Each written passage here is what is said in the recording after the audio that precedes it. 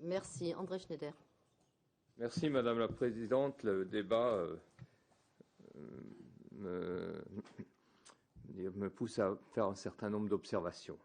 Je crois qu'on est tous d'accord qu'il faut plus d'Europe,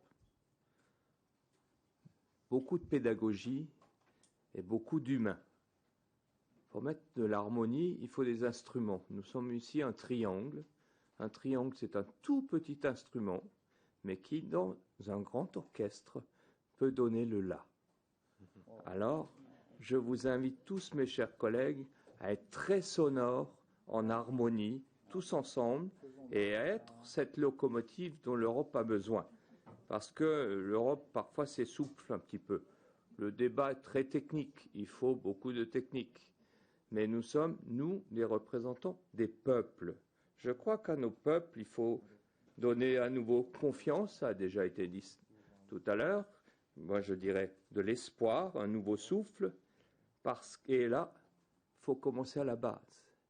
C'est notre jeunesse. Il faut enfin refaire comprendre, le dire, le répéter, l'illustrer, que l'Europe est un espace extraordinaire pour l'épanouissement de notre jeunesse.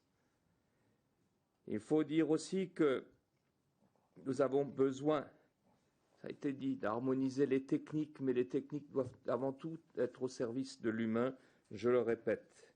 Alors, nous pouvons être le triangle Weimar, un triangle, mais j'ai cru comprendre parfois, là, dans l'intervention de mon collègue allemand, notre collègue allemand, que c'était devenu un carré. Parce que les parlements, dont nous sommes tous membres et qui sommes tous des représentants de nos populations, eh bien, nous devons rester très proches du Parlement européen. Alors permettez aux députés de Strasbourg que je suis et de la circonscription où il y a le Parlement européen de vous dire que les portes de Strasbourg sont grandes ouvertes. Jusqu'à présent, j'ai entendu 3 fois parler du Parlement européen et j'ai entendu 3 fois Bruxelles. Bruxelles, c'est pas dans le triangle, mes chers collègues.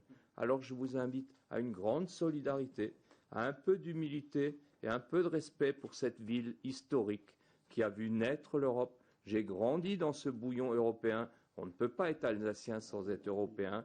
Et puis, je dois vous dire que c'est là que l'idée européenne est née dans la tête de certains qu'on prenait pour des rêveurs. Alors je rêve avec vous, je vous invite à rêver avec moi pour que nous fassions plus d'Europe humaine et que nous respections aussi les traités que nos pères ont mis en place. Et je serai très heureux, Madame la Présidente, qu'un jour on se retrouve à Strasbourg. Merci, Monsieur